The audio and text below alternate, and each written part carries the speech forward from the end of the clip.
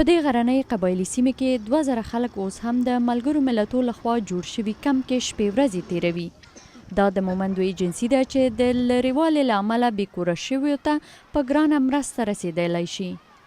دا سیمه د هغو 7 قبایلي ایجنسیو څخه ده چې د پاکستان او افغانستان په پولې پرته ده. بادر خان او د هغه 9 کسیزه کورنۍ یوه میاشت مخکې کله چې د پاکستان پوځ او ترهګرو ترمنځ په اخوډب کې د هغوی کلی په توغندیو وویشتل شو، د پښو په منزل دلته راغلل. اوس دا څلورمه پیره شوله زمونږ چې دا پیره بیا راوړېدلو، دا بچي زما پکې خوږ شولو، زخمین شو. مطلب دا دی دا خپې ترې کټ شولې ولوېدلې، زړه م درد وکړو. اول ورځ هغه جاز رالی، هغې ګولې وکړه، بیا هغه شلنګ ملنګ وشو لږ. مطلب دا دی نو هغې سره زما بچي ویرېدل. څو میاشتې د مخه په یو بل برید کې د خان 2 لوڼې په کلکه ټپیان شوې وې. ګودر له تللو ګولۍ رالېسته ولګېدل، هغه هم پکې ولګېد او زه هم پکې ولګېد. هغې نه هم پښې دا ځای خوږ شو، زما پښه یې ستا ولګېد. د هغې پلار دا خونړۍ پیښه نشي هېرولی چې دا ټوله دنیا ماله راکړي یو سړی، که نه دا ټوله دنیا. او زه د دې ماشومې خپې ته ګورم نو زما پې زړه نه روغېږي، ځکه چې سهار زه د کوره دې وځم او بار وګرځم نو ښه خوشحاله یم، ځکه یار دوست سره مطلب دا دی طبیعت مې ساتي. خو چې کله دې کور ته راننوځم او دې خپلې لور ته وګورم که نه نو زما زړه سوری وری شي، ځکه چې دا غونډه دنیا یو سړی ماله راکړي، زه به پې څه وکړم، زما د رشیدې خپله اړه ختمه شو. سلام دې معاف کړي صاحب، څه به وکړو، د الله د طرفه د خدای دې د خیر پرشتې دې پکې الله پاک په دې ملک کې وګرځوي، د خیر پرشتې چې هر سړی په خپل حال او په خپل زړه دغه شي. بس مطلب دا دی.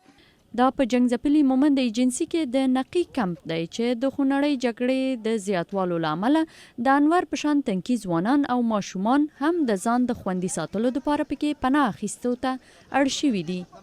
د انور پلار تری تم شوی او مور یې د خپل کور د ساتو دپاره کلي کې پاتې شوې ده.